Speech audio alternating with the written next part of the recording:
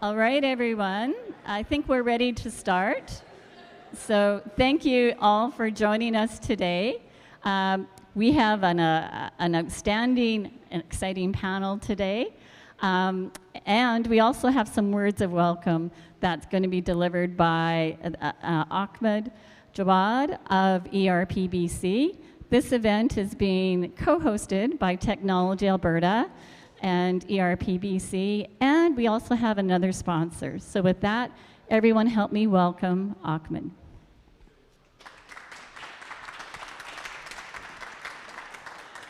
you hear me well, or? No, okay. She's the expert. Hi, everyone.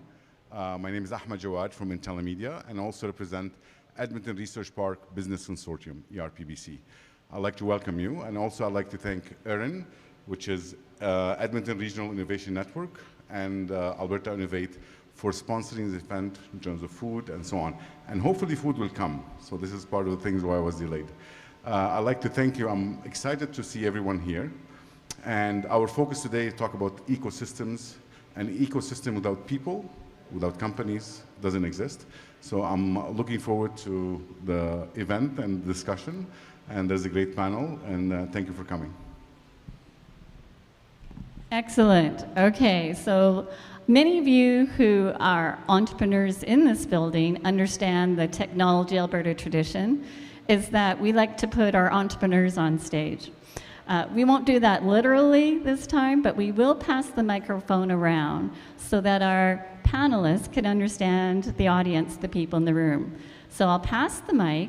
If you can just say your name and your role, so that people, again, can understand in the networking sessions how they can connect with you. So with that, I'll start with Fadi. Hi, good morning, everyone. My name is Fadi. I am ex-research associate. I've been working on data science for about 10 years. I'm here now to explore career opportunities and learn more about the ecosystem and the entrepreneurial skills and leadership. Thank you. Hi, everyone. My name is Ghulam, and I am right now employee of Semitech. Okay, it's better to stand up. Hi, everyone. My name is Reza. I'm the founder of Semitechnique. The company works in semiconductor business. Hi, my name is Ernest too, and I'm the director for NRC IREP. We're working with a lot of tech companies in the region. So. My name is Randall Adcock. I'm with Wayfinders Business Cooperative. We're a co-op of small businesses trying to help each other. We're building a community of trust, and we're building a cloud for software as a service. Hello, everyone. My name is Blythe Evans. I'm a project manager with Edmonton Public Schools, working in the technology department, working on data science for student assessment. Hi, I'm Christian Dedicula, Chief Operating Officer of Castex Ventures. Good morning, everyone. Hi, I'm Jim Boys with the University of Alberta. We are your friendly neighborhood cloud provider for AI and machine learning projects. Hello, I'm Diana Shaw. I'm manager of Center for Advanced Medical Simulation at NATE. Morning, everybody. My name is Tim Hengel. I'm one of the co-founders of Makespace Group. Good morning. My name is Ashley Hamilton. I am a community manager with Makespace Group. Hi, everyone. My name is Ali Harrison, and I am also with Makespace Group. Good morning, everyone. Wes Sawatsky. I'm with the Government of Alberta, the Ministry of Trade, Immigration, and Multiculturalism. Hey, good morning. My name is Abdullah Berry. I'm working with Action for Communities. I'm the program manager working to assist newcomers who are in the tech sector to be introduced to this type of events. Hey, my name is Luke Stat. I'm with PAL Cares, a nonprofit focused on digital adoption and technology creation in the nonprofit sector. Hi, hello everyone. My name is Sunny. Yeah. Why, like I leave it closer? Yeah.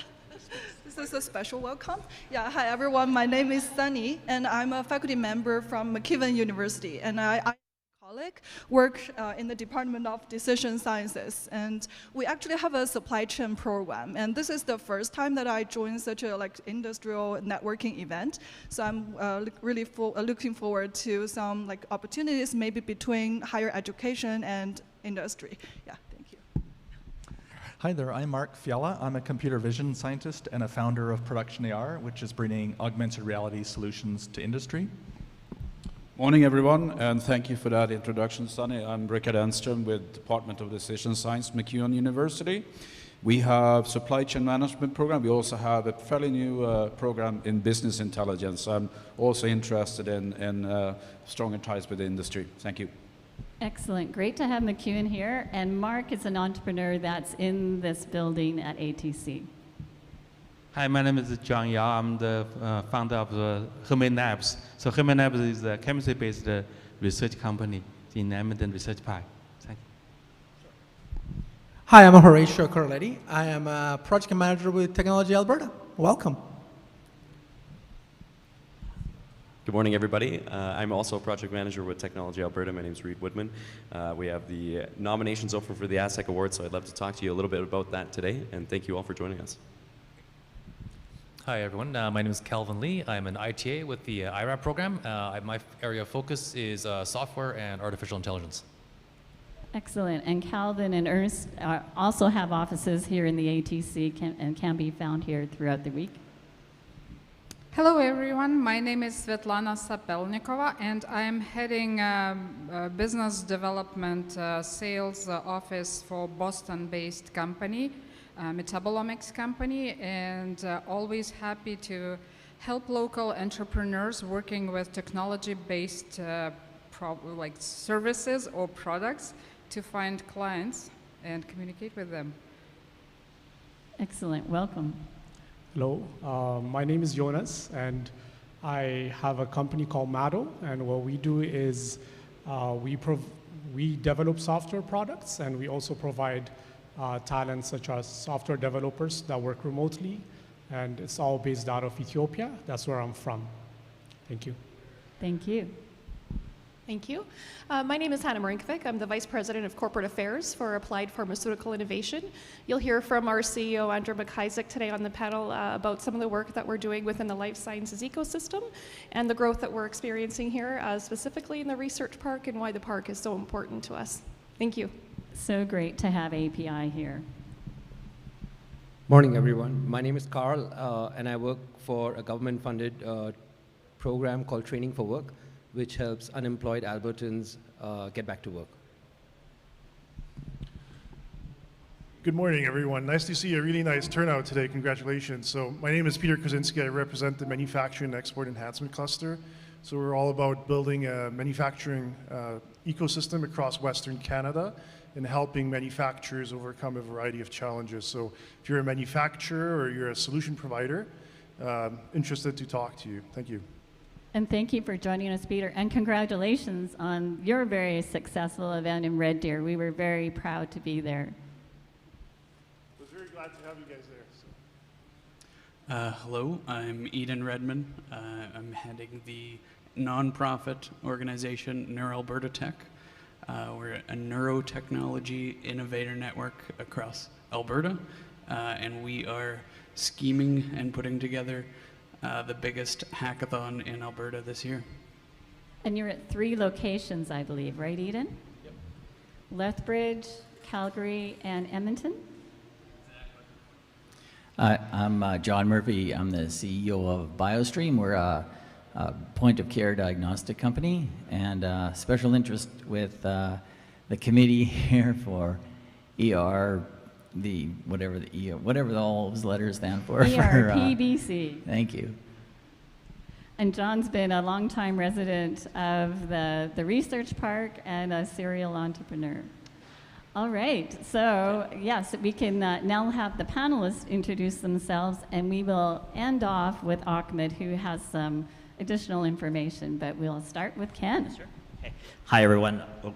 My name is Ken Bautista. I'm the CEO and co-founder of Makespace Group. So prior to building this this company, we focus a lot on activating and developing spaces for innovation communities. Sort of prior to starting this company, I was the co-founder of Startup Edmonton, and have developed other innovation spaces like Platform Calgary, the Elco Engineering Garage at the U of A, and really sort of thinking about how to use place and space as a way to sort of like bring together communities of builders and creators. And yeah, I think we'll probably go more into it. Hi folks, I'm MacIsaac. I'm the CEO of Applied Pharmaceutical Innovation. So we're a not-for-profit organization that focuses on building the life sciences sector. And we do that both from working with startups and spin-offs and SMEs to help them basically go further for less by providing them with infrastructure capabilities that they wouldn't otherwise have been able to receive. We also work in a training environment supporting the development of real-world experience for folks coming out of the post-secondary institutions, and we work very closely to support inbound and outbound economic development, broadly speaking, within the sector. Oh yeah, yeah. So we recently, as of January 1st, we took over the BBDC building within the research park. That's that building just over on the other side of the park, which holds right now about 10 companies, mostly within the life sciences. And what we're working to do within the park over the next few years is really build out the capacity for life science companies here to be incubated, to grow, to thrive, and succeed, as well as supporting the everyone else at the park as well in that holistic community that really is focused on advanced technology. Thank you, Andrew. It's exciting, the connection you bring from the University of Alberta, from downtown and the research park, bringing it all together. So, Mike, please introduce yourself. Hi, everyone. I am not from Edmonton. I might be alone in that one. My name is Mike Pereira. I'm the director of the David Johnston Research and Technology Park at the University of Waterloo. And I'm also a master's candidate in the Economic Development Program, where I write probably too much about research parks, particularly research parks in Canada. So I'm excited to be here. Thanks so much. And thank you for joining us. And it's lovely to learn together. So I'm really excited. Excellent. And I believe you know the gentleman next to you. Yes, my name is Jaiswal. I am the Executive Director of Northern Alberta Business Incubator. We are located in St. Albert, and we are sector inclusive incubator. And currently we have about 100 companies from representing various sectors. And prior to that, I managed Edmonton Research Park. So this is, my home until, this was my home until 2020. Excellent. Thank you, Raj. He always brings great people, great perspective to our ecosystem. And thank you for introducing us to Mike. All right, Ahmad, as introduction to you, ERPBC, and then I think you have something else to say. That's right. Well, Ahmad Jawad from Intellimedia. We're a company focusing on data analytics and working closely with school districts in Alberta and across Canada. So our focus on informing the practice of the educator, from the teacher all the way to the directors and superintendents. So right now, our interests in the future, very near future, looking at AI and how can we leverage AI to basically inform the practice better as a co-pilot, not as somebody who's making a decision for teachers or for educators. I'm a believer in the community. I see all of you here. This is very important. And the community is basically strong when we come together as a group, but also when we're looking at Edmonton, for example, Edmonton Research Park Business Consortium came together to support kind of what vision we want for this place. This place is not this building, and a building is nothing without the people inside of it, but also Research Park has been here for 40 years, and we're looking for the next 100 years where we want to be. And we have a great university, great institution, but more importantly, we want the students, the talents to be here in Alberta and in Edmonton, and this is kind of our goal. Now, our goal when we came in as a group, I know John, basically ERPBC, right? And John is on our group, and many of you here is part of the ERPBC. We're moving towards registering as a society, And this way we'll be able to partner with other groups, ensuring basically the, what we want to do as a group, but more importantly, how we're going to improve innovation in Edmonton. We're going to hear from many of the basically group in here, and they've done a great job, and I would like to be supportive, but also all of us to be supportive of that. So thank you very much. Excellent. All right. So where do we start with this very illustrious group? I am thinking that Raj does know a bit about everyone here. So if we start with Raj, and then we'll keep everyone in suspense on where we go from there. So go ahead, Raj. So the topic is innovation and research parks and building community. So how the role of the research park, how we can work with research parks better, and how it can really catalyze innovation, not only in the research park but beyond.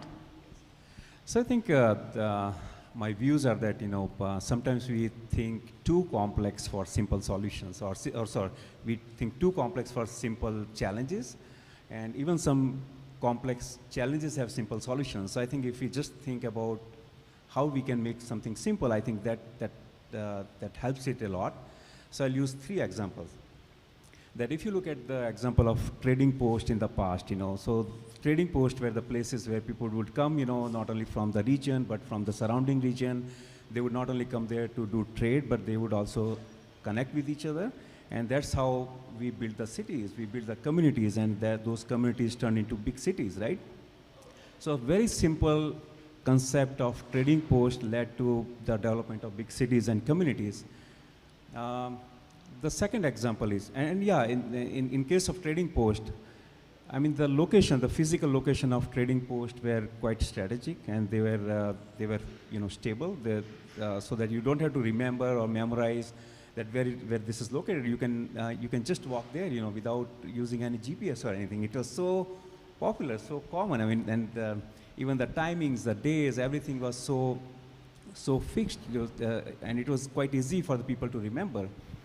Second example is of religious places, churches, and those kind of places. Those are very good community builders, because you look at the concept. Again, it's the same concept of trading post, where people would gather on certain day. They have some kind of a format, and you don't have to think twice, to think about, where this is located or what are the timings. So the concept, my point here is that, they were very simple solutions, but with huge impact, right? And the third example I would like to use is that if you look at the nature, we have so many things to learn from nature. So for example, nature has built our bodies. So for example, heart. Nature designed that heart only once. And then the design of that heart is, consistent from generations to generations, not only in single species, but across multiple species. So the same heart, the same design is used in multiple, animal species, right? So, see the design was built, and it is working. So nature is not changing heart all the time. That hey, now change the heart, for next generation. We don't do that, right? So, and that is why our bodies are so resilient. We have a lot of things we can achieve, right? So I wanted to use these 3 examples, but the fourth thing I would like to use as a guiding principle is that, if you look at the human psychology, if something is imposed on us, then we try to resist from those kind of things, right? So that's the principle we used when we built community at Research Park. So at Advanced Technology Center, the situation was that, people were not talking to each other, or companies were not, interconnected. And those were the things. And we didn't do anything complex, or we didn't do anything very expensive. We just made this particular atrium a little bit more welcoming. We put a coffee machine over there, which is no more there. And those were the simple solutions, and it built the community here. People got connected with each other, right? So I think I just wanted to use this simple principles and examples. Excellent. Building community doesn't have to be hard. It needs to be natural, it needs to be accessible, it needs to be inclusive. Good place for Ken to start. Should I just... So take a page out of that book, but also I know that we've talked about models, hub and spoke models, on how to do great things at research parks, but to connect it to greater networks. Totally. I mean, a really sort of interesting background. So I was a graduate from the U of A. I actually went to school to be a teacher. I started my first company during my 4th year in educational software. I then joined NABI in St. Albert, which was my first taste of being in an incubation space alongside not just tech entrepreneurs, but just around other people that were just trying to get stuff going. Of course, we all know that entrepreneurship is incredibly difficult and challenging, but it's also really rewarding, especially when you're around other people that are sort of going through those same challenges as you. And I've sort of taken that experience sort of over and over again. I mean, that's how Startup Edmonton came to be. We were like a society of friends that just wanted to get together and build something here in Edmonton. We didn't even start with a building. We started using other people's spaces first through meetups and hackathons and all sorts of things. And then we built a physical space in downtown Edmonton called the Mercer Building, which is a really interesting, just old junky warehouse that we turned into this clubhouse for hackers, artists, and entrepreneurs, and really thought about not just desks and internet, but also think about food and and community, and whether you're a student or you're a seasoned VC looking for deals and sort of looking for talents coming from. And then sort of after Startup Edmonton was, so we were acquired by EEDC at the time, so I led entrepreneurship and innovation, which included Startup Edmonton, Tech Edmonton, and then the Research Park, which is where I sort of got to work with Raj here around when you just sort of think about, where does innovation happen in cities? It's not just one place. And sometimes we sort of get really hung up on the place and the physical infrastructure. At Makespace, I always sort of talk about the analogy of buildings are like the hardware, but you need community as the software to really make something happen for them. Especially now, sort of like post-COVID, where we're at a time, it's an incredible time to build as an entrepreneur because you can access people and brains and opportunities from anywhere. But also I think people want that sort of second place that's not just their homes anymore. But they also don't just need things like co-working spaces, right? And so when you start to get into things like what we see here in the Research Park around labs and, we work on maker spaces and kitchens, and those are sort of like physical spaces that you can't just have at home. And people want to be able to, learn how to build those things alongside other people. Now, it's harder in a research park because you have lots of different buildings. When we would do like a single building project, everybody was just in offices. So I think one of the challenges now, I think, for a lot of parks, and this is what I think is really interesting, is, these are like neighborhoods, and you sort of think about what's going on just even in around the city with, the 15-minute cities, and people thinking about what's all of the stuff that I have accessible to me. I think there's a lot of really interesting things happening downtown, but I also think that you go to where the people and the growth is happening, and there's a lot of incredible things that are happening all over the city, and you need different hubs and different places to not only tap into what's going on there, but also to be connected to some of the other places, whether it's here in the city or sort of beyond the city as well. Excellent. And if you can pass the mic over to Andrew. Andrew, I know you can give a good example through the Canadian Critical Drug Initiative, how things can be connected across the city and beyond. Yeah, absolutely. So I think also good to sort of take a step back and talk about why we founded API. So I spent most of my career working for business schools. I'm from Edmonton, but was in Vancouver, and we did the back then, UBC was launching UBC and a couple of other programming pieces. And the big challenge we saw when it came to companies that were spinning out of post-secondary institutions is, they'd be a scientist. And then sometimes they'd be paired with an MBA, or it could be a scientist with an MBA. But they would continually spin their wheels when they came to try and leave their own academic labs that they were based out of. And one of the big challenges there is you're in a campus environment, you have access to all kinds of resources that are incredibly expensive. They're really hard to get on your own, especially if you're a company that's spinning out. You need access to an NMR, and if you're a company that is recently out, do you have $1.2 million for this piece of hardware? Like, a lot of those pieces of equipment are super expensive, and so the challenge that we face when it comes to growing these very high potential endeavors is some of that core infrastructure. But on the other side, universities are really bad at being innovative. And I'll say that as someone who's worked alongside universities for a long, long time. They're really bad at being innovative. They're also bad at activating spaces. You know, that I really love that idea of the buildings being the hardware and the people being the software. Universities, for all better intents and purposes, don't always have as much of a finger on the pulse of what an entrepreneur needs and how to build a community for entrepreneurs. And you know, there's nothing wrong with that. It's the priority of a university is the pursuit of new knowledge and the training of students. And so what we've been working to do in every place that API touches is try and provide a little bit more of that bridge. You know, in our downtown space that we're trying to get off the ground and sort of move forward from what had previously been Tech Edmonton, again, activating it so that it becomes something that's really useful and can provide that collision space for folks. You know, the ability for that sort of informal piece where, you know, you've got the amenities and you've got the reason and you've got the teams that are all chatting with each other, because a lot of the value of a research park or an incubator or an innovation space isn't just the programming that's provided by the organization that's running it, it's the collision and the interactions between the various tenants. And like that is worth more in many cases than any sort of hardened programming that you're offering or training.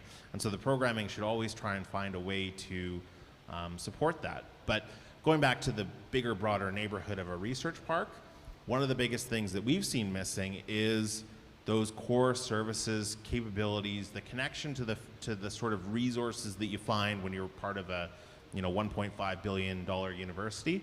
And that's one of the things that we're prioritizing as we work in the park here, is to try and build out more access to those types of services that enable companies to grow and scale more effectively. So sort of serving as that that technical services, that, you know, the ability for you to work with other companies as well too that have those pieces. We've got, even in BBC, we've got companies that have, you know, very expensive equipment for their usage, but that they really want to share and help other companies out with, and it started to happen. So, you know, for us as we grow here, working, and I think, you know, as we really try to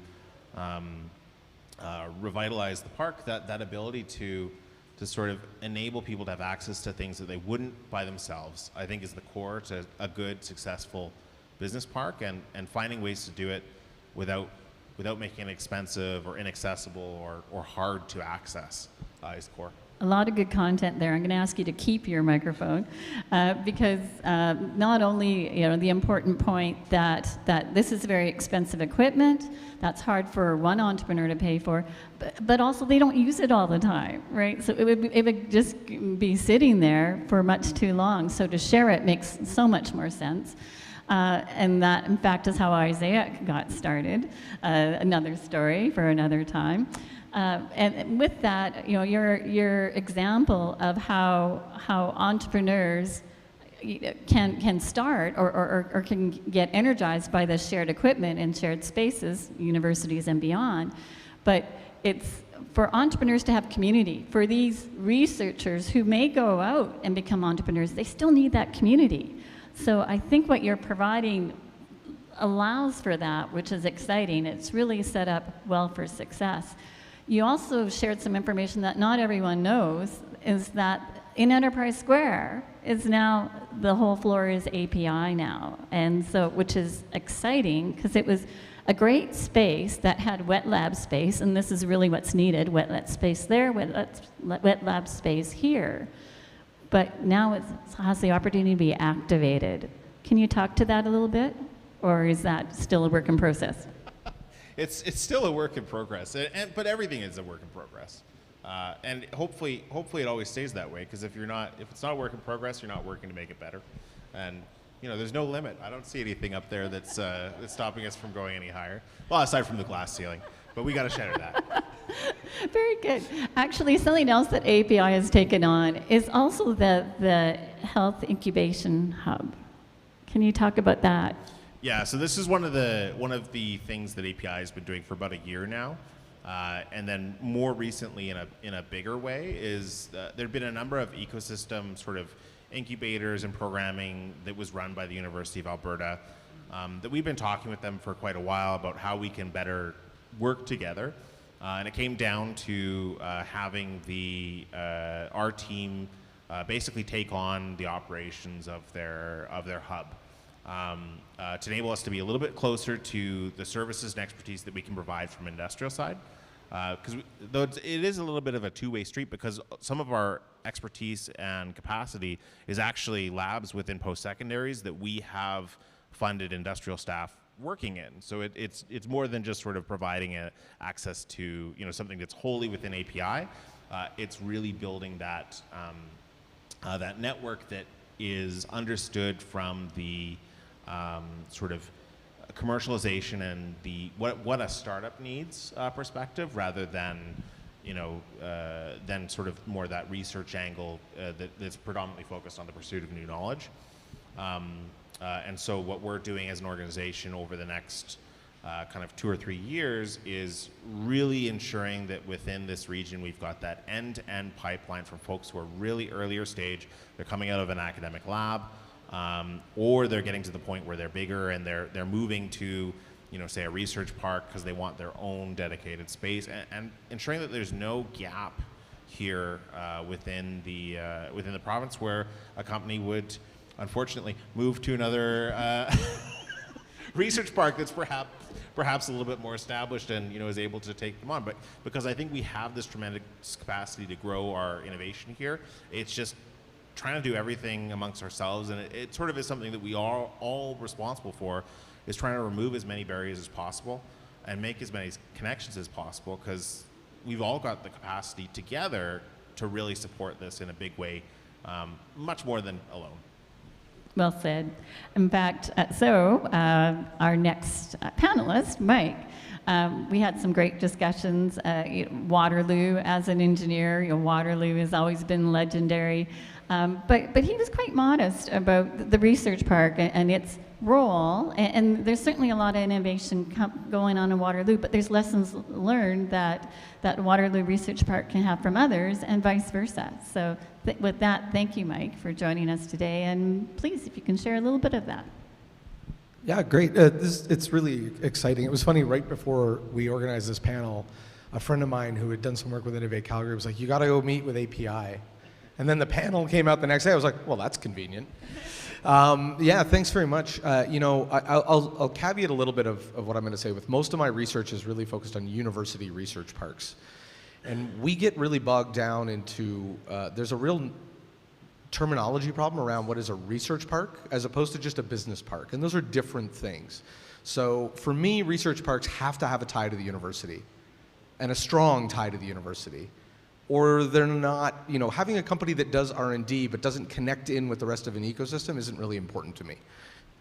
It's really about how does the connections to transforming things coming out of the university, transforming things coming out of the community, and enabling things really come together. So I have maybe a little bit narrower vision of what constitutes a research park than a lot of people.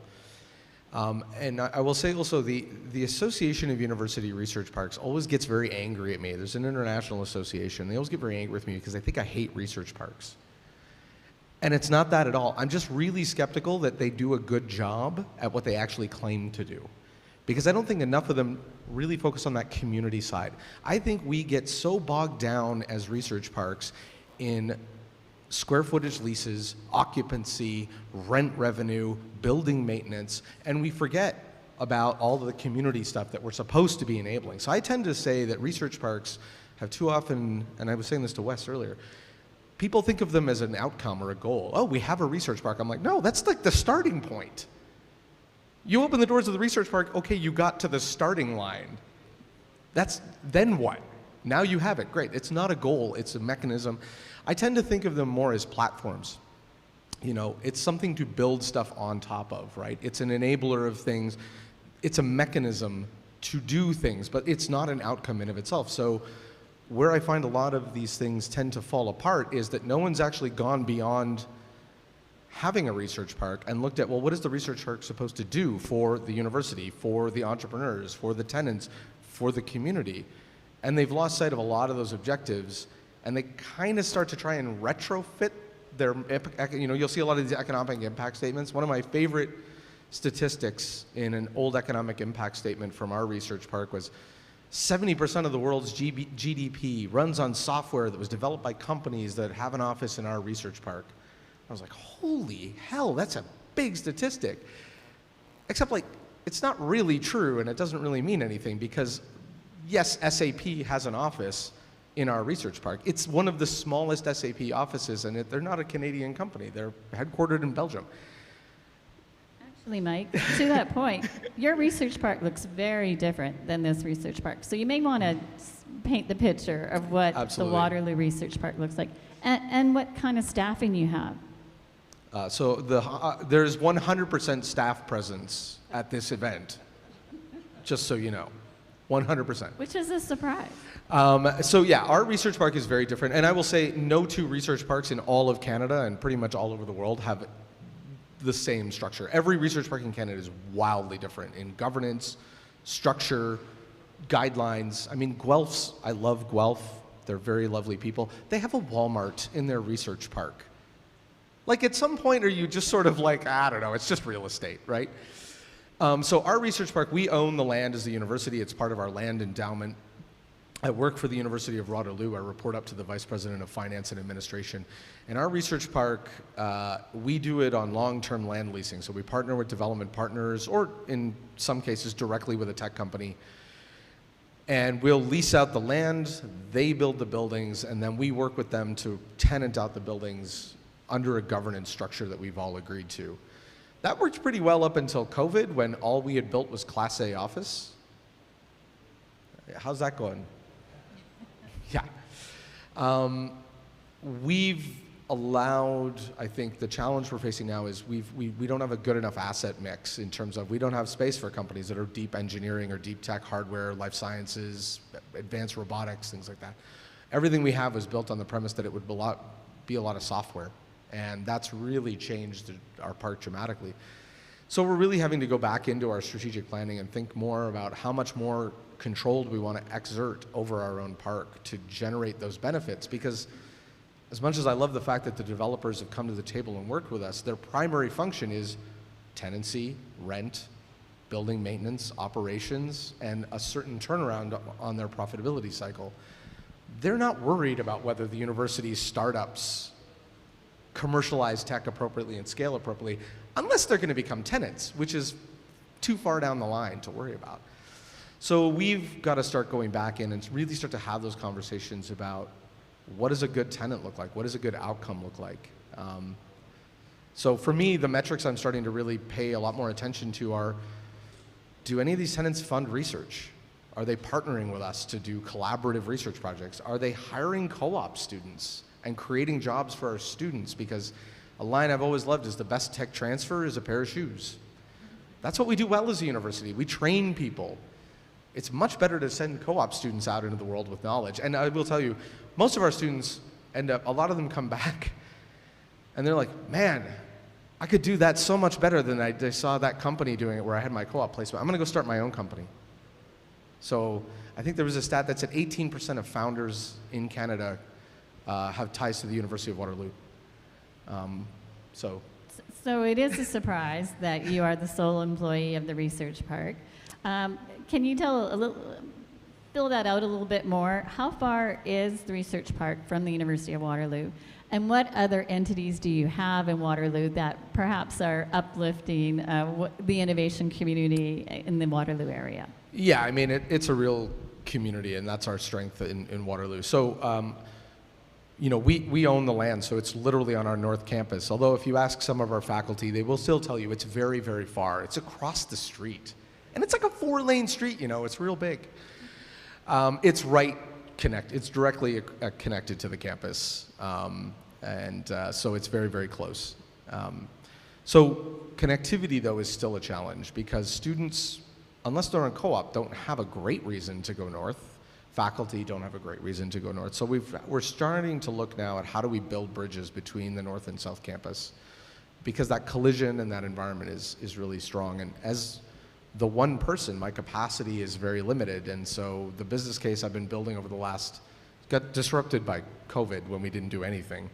But the business case is we need a community manager. We need to, you know, to your point, program the software. We need someone who's actually building the software of the research park, because we need to get people out of their buildings and connecting. And we do, like, you know, we have sports leagues and we run beer gardens and we do social events, and those are great, but we need to go bigger and deeper on those connective pieces. And Mike, I believe you said there was no central meeting room or spot or facility. Not that we control. So there, we have the Accelerator Center. It's one of the top incubators in Canada.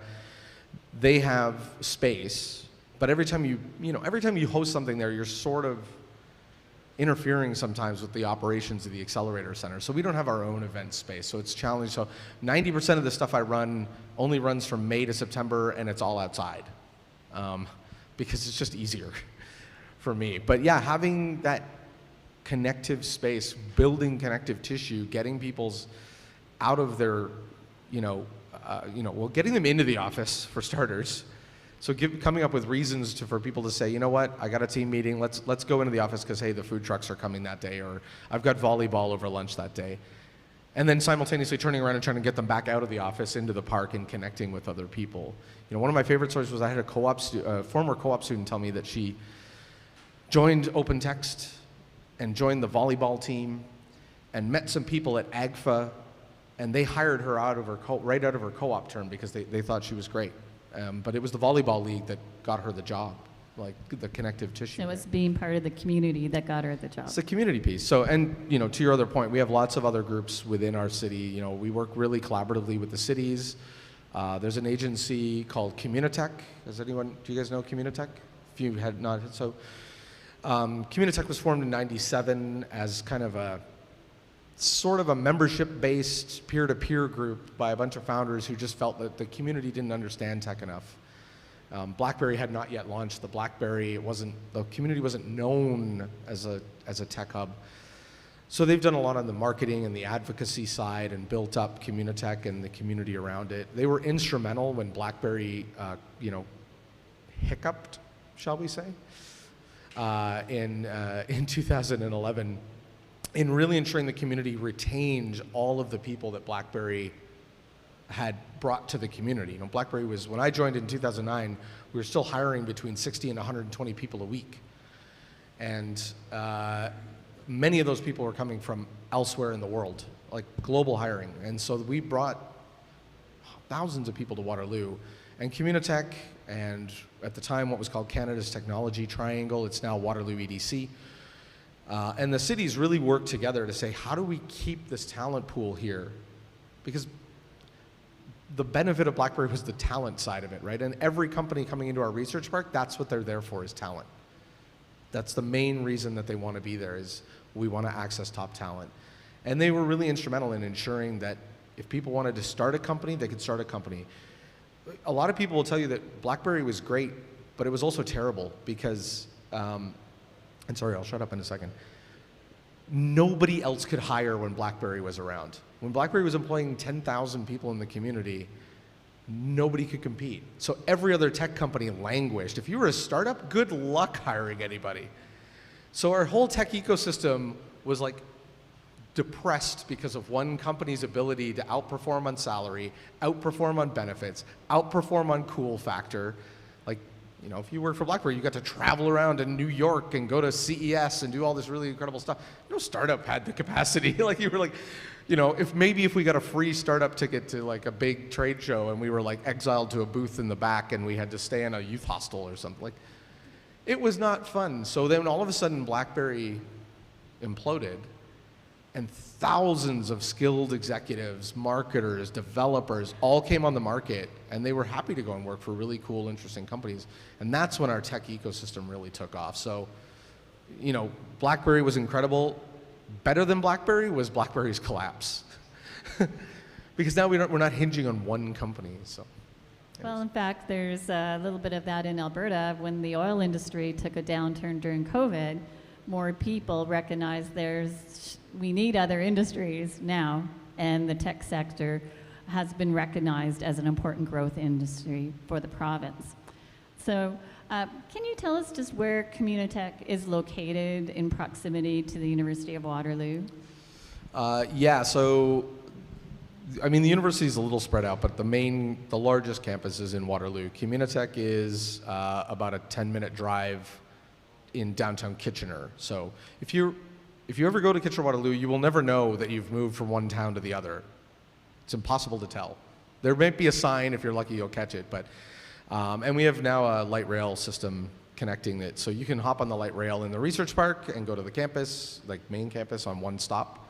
And then it's just a few stops to go to City of Waterloo and then on down into Kitchener. So it's pretty tightly connected. There's a really strong sort of corridor within the community that makes it easy to get from any of those entities along the way. Connected, but not in the same spot. Not in the same spot, no. I mean, which is good. It gives us hope because we have downtown, we have the universities, plural, and then we have the research park. So. Yeah, I mean, a better example would be what Waterloo, in about 2015, Communitech and others really started to focus on what we call the Toronto-Waterloo corridor, because all of our entrepreneurs, I mean, Toronto, love it or hate it, is the financial capital of Canada, and all of our folks who wanted to go and raise funding, like we don't have a ton of VCs, mostly just angel investors in Waterloo. You had to go to Toronto, right? At least to get to Pearson Airport to fly out somewhere, but you had to go to Toronto. And there was no train service, which meant everyone had to drive.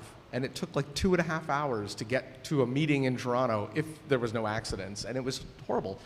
So one of the things that Communitech and the tech sector started really lobbying the provincial government hard for was, we need two-way all-day train service with decent speed to get to Toronto and back. Like, it has to be Toronto in an hour. We're not there yet, just so you know.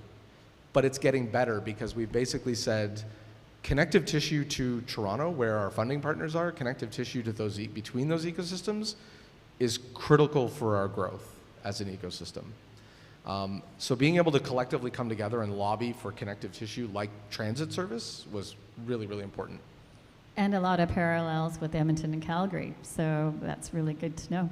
Yeah. So with your comment on universities and connectivity to the research parks is so important, I'd like to hand the mic over to Ahmad, who can talk about how many of the businesses, well, the research park origin story, with the universities, and then today, and how many of the companies are connected to various universities in the area.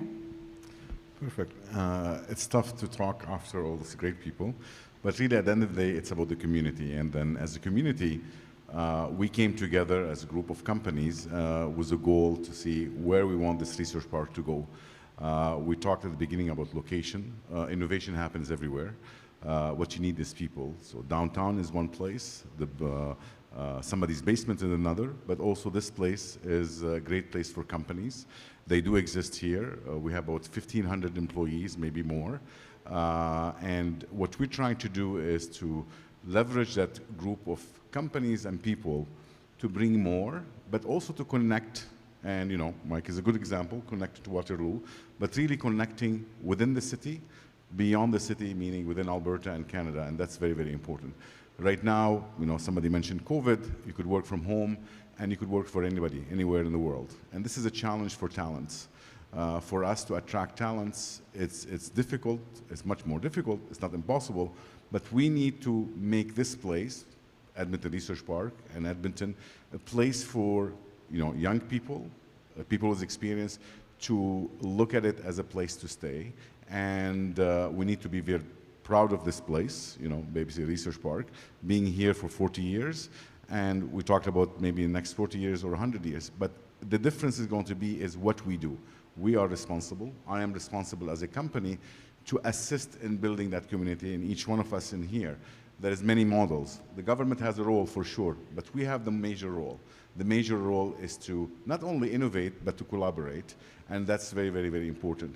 I am not a real estate company, I'm a software company. But I might need the real estate, but I want the real estate that bring people together, basically being different. I mean, that building is different. I know there is a glass ceiling there, but really it's unique. I drove, and when I was at university, I used to drive by it, wonder what's in it, until I discovered and have an office. But really, the location is important, but also it's not as important. What's people in it, it's important. So as we work together, I'm very happy that Ken is here talking to us about his experience. Andrew and the success that API had, and Mike and sharing with us. But for me, one of the great leader of the community, the gentleman sitting beside me here, Raj, in terms of not only NABI, but thank you for managing this place. We felt we're part of a bigger group. We felt closer to each other. When I walk this corridor here, when I say collaborate, I might ask one of my colleagues about what is AI and how can I leverage AI. I mean, it's only an office away. And that's something very, very important. And I just share something about, I use the word Copilot. I know Microsoft is using it right now. But 2 years ago, I have a friend of mine who one of the offices here, and he said, Ahmad, think of AI as a Copilot. And for me, it was important trying to think of, is it going to take the professional judgment of a person when we use AI? I know Microsoft is using it, but one of the colleagues here in the park, talked about that. And we have amazing talent. And for sure, when it comes to AI, we have Amy and the university and Nate and others, but more importantly, companies and ideas that they are here. We want to bring more companies and more ideas in here. And I'm here part of a team. Edmonton Research Park Business Consortium is going to be a society. We look forward to collaborate and partner with other basically group, be it government, but more importantly, people and companies. So. Excellent. So in fact, maybe Raj, I'll get you to speak about all the post-secondary connections that you're aware of when you were running this research park. So,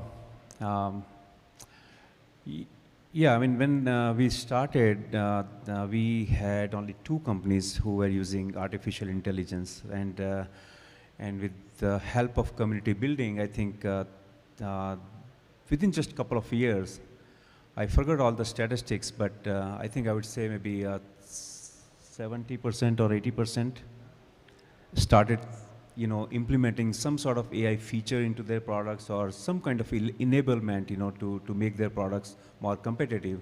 But what we did differently to build relationship with post-secondary institution was that we started hosting academia industry mixture.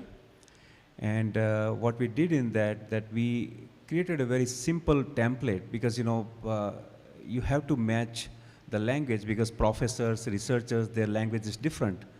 I mean, language in terms of, they talk more about their research and all those kind of things, whereas businesses, they care more about, how they can improve our bottom line, right? So how we can maybe create some synergy through by facilitating some simple communication between professors and industry. So what we did was we just created a template. So in those industry mixtures, professors, they would describe their research using that template that, what technology they're working on and how their technology can be used by, or maybe how their technology can help businesses or what technology can help, what kind of tech, or solve what kind of a problem. So very, very simple kind of a template. I forgot all the questions that we put there, but I think professors were allowed to only speak for less than 3 minutes, which is difficult for professors, right? So, yeah, so I think that's how we built those connections between industry and academia. So you brought in professors from the computer science from the University of Alberta, and I know that there have been collaborations with Nate. Yes. And then also Amy has a role to play. Can you talk a little bit about Amy? Yeah, Amy, I think before Amy... Amy or Isaac, your choice. What was the organization before Amy? Well, it's the Alberta Machine Learning Machine Center. Learning something, yes. Yeah, AICML. AICML, yes. So, yeah, I think... now I think you're really testing my memory, Gail. Yeah, sure, I think, yes. Oh, no. Yeah, so, with not only with U of A, but with the NATE and with McEwen University, with Athabasca University. And so we used to host a monthly event called ERP Connect, if you remember. And the format was very simple. During first 10, 15, 20 minutes, we would invite different organizations. They would speak about their strengths, what different expertise they have. And that was a very easy way to connect our entrepreneurs with all the business support organizations, with post-secondary institutions, with experts, and I think it gave a very easy environment for entrepreneurs to connect with those post-secondary institutions. So AICML was one of them, and we didn't work very closely with AICML, but I think we brought them here a couple of times for sure. All right, thank you. And on the AI note, with Isaac being here, the Industry Sandbox for AI Center at the University of Alberta came as a collaboration by a couple of entrepreneurs here, John Murphy at BioStream, or StreamML at the time, and Mahadi Saeed of Clinesis, and PrairieScan, and the Faculty of Engineering at U of A, and now there's a center that all entrepreneurs can use for AI. So bringing that note to collaboration, and back over to you, Ken, where you certainly, in your various roles, you knew how everything was connected, and how that connection can improve. I'll turn that over to you, and then to Andrew as far as connectivity with the university and the research park and beyond. Sure, well maybe I'd love to frame a slightly different kind of conversation in the sense of, I think one of the challenges for, ecosystems and sort of like spaces, and when you sort of think about like, here's all the things that we could be doing, is then answering the question of just like, who should be doing it? How do you start to invest in it? How do you start to move as fast as industry and technology is changing? Because if you think about, all the AI stuff, like AI is the big hot thing. I mean, it has been around for a long time, but these tools and these things are sort of changing faster and faster. The ability for an entrepreneur, when I started something, you can do e-commerce would be a 6-figure investment. Now I can just get on Shopify for $20 a month and I can be up in line. And so one of the challenges I think for a lot of communities around these types of sort of places and spaces is, what's the new way of developing them?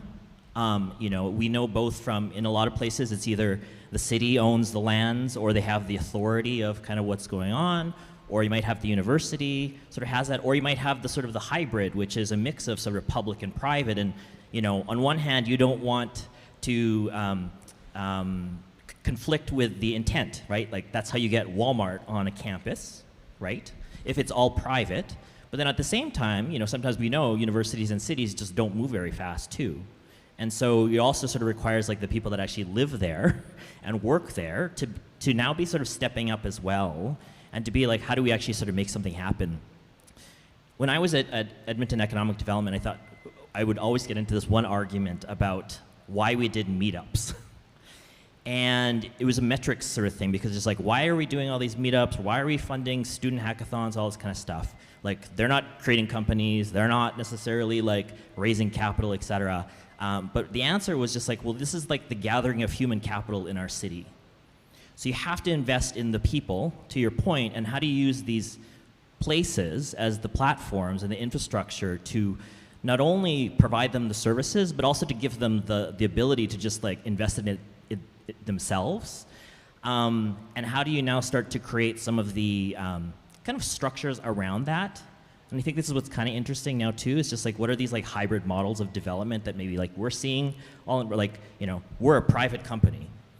Startup Edmonton was a nonprofit, started off as a society, and then we're like, we could only take it so far, and then it's just like, and then I spent some time inside economic development, understood how that sort of world works, and then be like, if we could be a private development company that sort of thought a little bit differently, that's beyond just rent rolls and those types of things, but really thought about the value per square feet. How do we start to sort of have these different partnerships and collaborations between, like, API is not a for-profit, but they're building the scale to be able to go and make the moves that a university necessarily couldn't do. So I'd love to sort of like talk a little bit more about that kind of stuff. Yeah, I agree too. And the one thing that especially when it comes to the speed of universities, I always try to, especially if I'm talking to an academic, because academics always bang their head against university research service offices and speed, and companies do the same thing. And the metaphor that I always use is a university is like a cargo ship.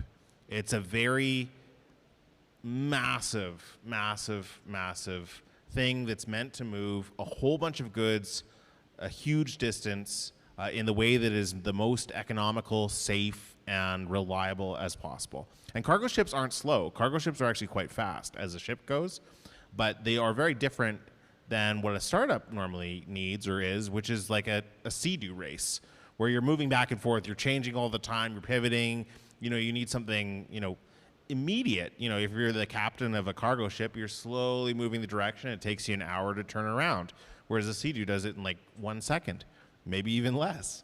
And so the big challenge, and I think that the real, to go back to your question about the connection to academics and to academia, the real sort of thing that we need to do to enable innovation to happen well is to build the types of networks and the types of community that enables those larger risk-averse bodies to work well with, the startup companies, and try and build that system that recognizes the actual differences between the two and why those exist. Because you can't make a university change what they're doing, because all of a sudden you'd have a two-tiered research system, and you'd have massive issues about infringement on academic freedom, as well as on the sort of the lack of interference in research. Like there's lots of complex reasons why we have the systems we have here, but I think really building those niche, nimble ecosystems that can connect into them is critical. And sometimes it needs to be fully on a for-profit side. Sometimes it makes sense to be in a hybrid model. For us, we're a not-for-profit organization, but we're operationally funded by industry projects. So we have a little bit on both sides. There's no grant that sort of says, run this program, do this here. Even with our money for the CCDI, it's predominantly for infrastructure. But the big, for us, when it comes to the connections to post-secondaries, what we've really tried to do, and what we, what I at least have found to be the most effective way, is being able to build that bridge between the various subject matter expert levels within institutions. So we've got relationships with we've got with Lethbridge, University of Alberta, NAIT, University of Calgary, and a number of others, both at the institutional level, but then also at the sort of academic PI level, and the labs that really are interested in sort of doing that more commercial R&D type work, so that we can actually build that, the people that are, on the cargo ship, maybe they're members of the cargo, who occasionally want to jump off and drive a Sea-Doo. Like, go excursions. Yeah, exactly. Go for excursions. And to your point about the metrics of research parks, about rent rolls and, how do you sort of justify whether a park is successful? The thing that I think really, and even too in ecosystems and communities, is the people. It's the number of jobs that are there. It's the number of people that are at a meetup. It's the activation of the space. At the end of the day, we are people, so people should be the metrics. Sure. Measuring that value is such an important point, because yes, it's not the rent per square foot, it's the value you can generate. And I think that's the next big thing, which is, I always sort of say this to founders, is like you need hope in math, right? So in a lot of cities, we're just like, hey, here's the vision for like a great innovation ecosystem, et cetera. And then it's just like, hey, we want all these people. But then when it comes down to like, well, what's the math and what's the economics to make these things work? Because at the end of the day, this costs money to sort of have up and running. It costs to have people sort of organize. But how do we also do it where you're not just relying on the volunteer community run stuff that does all the best stuff, and yet they're so under capacity and they don't have the resources. So it's now trying to flip that a little bit too, which is when you think about how do you use a real estate asset as a leverageable something, and how do you also make long-term bets on these places too? I mean, it's also why we're not politicians, because this is also part of the challenges, is you have these term limits, and you're always changing leadership. And I think when it's industry-led or community-led, it's like 10, 15, 20-year visions that has to happen. I mean, that's how I think in Waterloo is like, you have the people who commit to the long term to make stuff happen over time, to endure some of those political shifts or industry shifts or economic shifts that are sort of happening, but they're sort of committed to starting to kind of move the resources to different groups. I think that's one of the interesting things that will start to happen more and more in cities is it's not all just up to the city to do this stuff, but you also need the city to do stuff because you can't move on things like taxation and development. And there's a big development plan around this that includes South Edmonton Common, which sometimes people don't know that. There's a lot of land in terms of what's happening around here. This is also where a lot of the population growth is happening in Edmonton as well. So there's a lot of opportunities around it, but right now it might be stalled a little bit because it's too complicated, to your point, Raj, right? Versus how do we just start making stuff happen with some of the things that are here now and then make some longer term moves to, you know, sort of towards that sort of future that could happen. I will clarify my earlier remark. I mean, if the park is going bankrupt and no one's paying rent, that is a problem. I'm just saying it's not the only metric that matters is like the numbers. Like, you've got to add in more metrics. But I mean, to your point about, Andrew, about the university, like I think we've done some things at the University of Waterloo, and some of them are difficult policy things that aren't easy to implement, but we've done some things I think that are easier to change that thing. And like, you know, so we have a very highly entrepreneurial culture. We have a lot of students and faculty members. It's very normal for our faculty to have one or several companies on the side that they founded and spun out with some students. That's very common. And I think like one of the things that I think we do better than almost any other university in Canada is we just tell students it's a totally normal thing to go start your own company at the age of 19. In fact, that's the best time because you have very few obligations that you have to worry about. So yeah, totally go. And then we start to look at, well, how do we make that possible for them? Well, we have an incubator that does a lot of mentorship. We embed entrepreneurship into almost every faculty and every curriculum. Like almost every student will touch entrepreneurship in their studies in some way, probably multiple times throughout their journey. So we work with the faculty to say, how can we embed entrepreneurship into your studies? If it's legal studies, if it's philosophy, if it's environment or engineering, computer science. We embed it everywhere throughout. One of the things we get highlighted for is our IP policy, where everyone at the university owns their own intellectual property. That's a more complicated policy change to implement, but it's one that's worth fighting for, in my opinion. You know, we get criticized for it too, but I think there's a simple fundamental message of just telling the students, yes, it's totally possible, totally normal, a brilliant idea for you to go start your own company. And if you tell everyone that enough times, you will see entrepreneurship start to rise. And then you just sort of say, okay, great, now we just got to support it. Now we got to talk to them and ask them, what do you need to get off the ground? Is it access to funding? Is it access to labs, whatever? And then start to solve those problems that are in front of them. But it's got to start with them believing, and I think that's a very ground level thing of, just tell them enough times, it's totally fine to go start your own company. It's a great idea, and we're here to help. And so does that rub off on the professors? Oh, we attract very entrepreneurial faculty. I had a story earlier that I was going to share in our session later about Wes Graham and one of our first director of computer science, and how he got approached by three of his undergrad students. They'd solved a problem with what they called the Fortran compiler. And Wes Graham, who was like, you know, a couple of years into leading one of the first computer science schools in Canada, well, I think possibly the first, was like, that's great. I've got some money I can throw at that. And they ended up packaging together a product that was used by 420 universities, eventually spun out as a company with Wes Graham and three of his grad students in 1981, which became Watcom. Grew it to 250 people, sold it to Sybase. Sybase got bought by SAP, and it's still in my park. Excellent. Yeah. All right, so we have a great audience. We have a great panel. We're running out of time. And so that's the pro and con of having a large and interesting panel. So what we will do is I'll let everyone say some last words of what they want to communicate, as well as perhaps invitation for future conversations as we break out. So everyone will have a turn, and then we'll break out for networking. And food. Is the food here? All right, so with that, maybe we'll end on Ahmad, because he can tell us more about directing us for food, if that sounds good. All right, we'll start with Ken. Just closing remarks? Closing Just remarks, closing stuff? any Okay. invitations? Yeah, no, for sure. Mike, to your point, like, one of the things we used to say at Startup Edmonton was like, first question should be, what are you building, not how much are you raising? And I think one of the biggest things was you focus on just a different kind of culture, which is like, you know what, this is the best time to build. You should try it. Most of you are also going to fail, but now you know how that feels too. And you don't have to wait for like the best idea before you sort of start something too.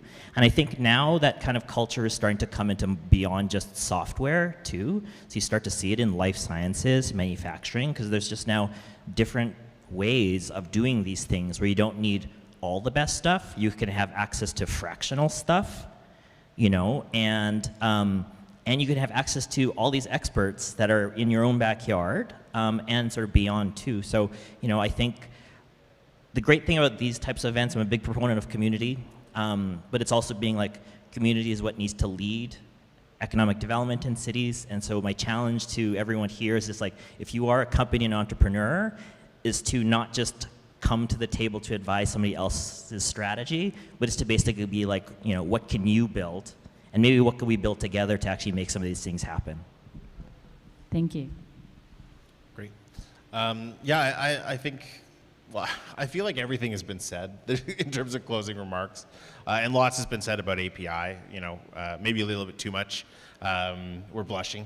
Well, we look forward to seeing more of you, Andrew, and your team. Yeah, but really, from the broad standpoint for everyone here, what we really want to do, and what I think is critical for us to continue to do, as an ecosystem of folks who are focused on, on growing companies, growing the future economy of Edmonton, Alberta, Canada, you name it, is to collaborate, to work together, and to look at ways to do things, in the most cost-effective, efficient way that removes barriers, that really helps us be nimble, helps us be responsive to needs, and really, I would encourage everyone to roll up their sleeves, because I think this type of stuff only happens if we're doing stuff.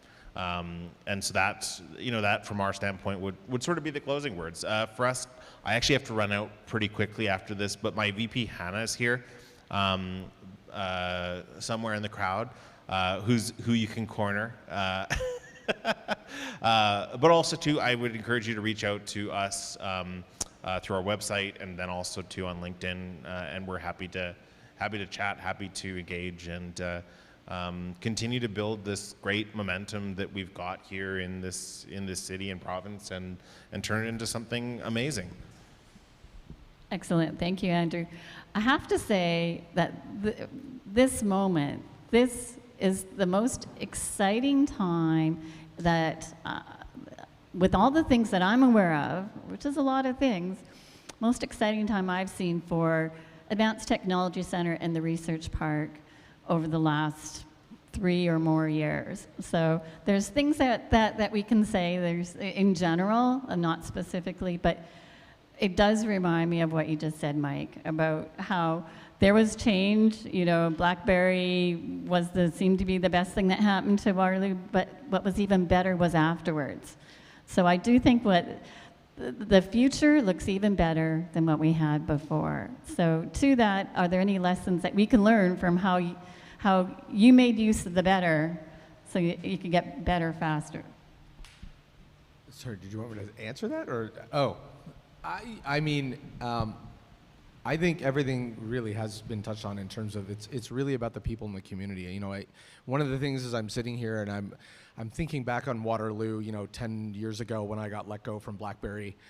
And there was a handful of names that kind of continually have popped up in our community of people who really rallied and built the ecosystem. Guys like Ian Klugman and David Johnston and Tim Jackson, and who are all foundational folks in our ecosystem. Carol Lehman, and you can feel that energy here, right? You've got people, and you're really fortunate, I think, as a community to have people who aren't thinking about how do I grow my company or how do I grow my thing and whatever. I'm not worried about other people. They're all thinking about how do we do this collaboratively together. How do we do our thing? Yeah, and I think listening to everyone else talk, I'm like, you guys are really fortunate lean in on the group of people who are like wanting to do this work and trying to find ways to build the community. And it's like, go along, because eventually they can't do it forever. There's going to need to be other people who can step in and help, who can step in and take over, who can build it even bigger. So now is a great time to lean in on together, and it sounds like there's so much already happening, which is super, super exciting, because 10 years from now, you're going to be looking back and be like, oh, these were the people who built this ecosystem to what it is today. So that's really awesome. Thank you so much, Mike. Raj?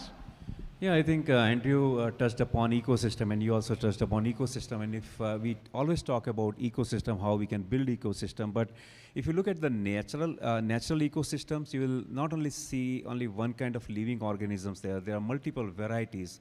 So if you use an analogy of that, and I think what we are missing in terms of building ecosystem is that I think when we do some events, we just invite tech companies or maybe companies in specific sector. But if you would like to build an ecosystem, I think we should be more inclusive, more sector inclusive. I think that will help build a very strong ecosystem. And I think the other benefit of building that kind of a inclusive ecosystem, which resembles more of a natural ecosystem, is that entrepreneurs often they feel loneliness, and sometimes they have challenges and they don't know where to go. So if we have that kind of inclusivity, then I think they'll be able to find their solutions in real time, or they'll be able to resolve their challenges in real time. And just one more point I would like to share, because there was a talk about Research Park and its proximity to major universities. So when I was with the EEDC, I did a study on research parks and how different ecosystems evolve throughout the world. And I think there is a threshold of 2 kilometers. So if a research park is beyond 2 kilometers, its impact as a research park diminishes, right? But I think we are an anomaly. Maybe if you may know better, but we are about 15 or 17 kilometers away from major post-secondary institution. So we cannot physically move research park to maybe somewhere near UFA, but I think we have different opportunities here. Forget about the name, research park, but in Edmonton, on the south side, we have so much of innovation going on. There is a lot of manufacturing. And if you go to NISQ, Leduc, they are into manufacturing, but there is a huge opportunity for intellectual property, because they are creating a lot of innovation, which even they don't know that they can commercialize those innovations, right? So research park can be an interface between post-secondary institutions and all the ecosystems that are, organically growing south of research park. So I think there is an opportunity here. Research and Innovation Park, perhaps.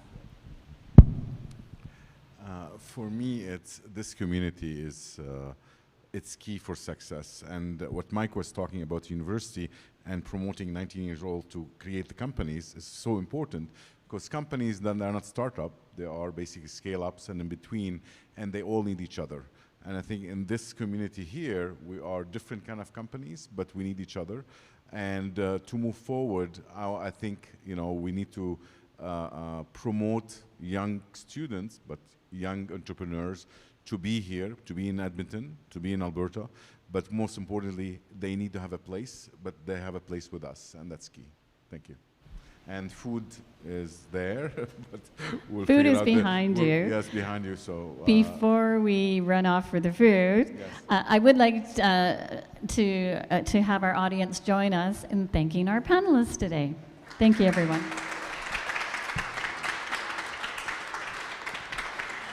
All right, so thanks to Ahmad and ERPBC for organizing the food. Do you want to profile any entrepreneurial food entity? Okay, interesting. I guess Panago is maybe one entrepreneurial one, but there is a Lebanese small bakery sandwich place on 34 Avenue and 99th Street. We got some sandwiches and other stuff on the other side there, so if you could try it, and then please enjoy. So. Thank you. Excellent. Enjoy, network, and build community. Thank you, everyone. Thanks for joining us today.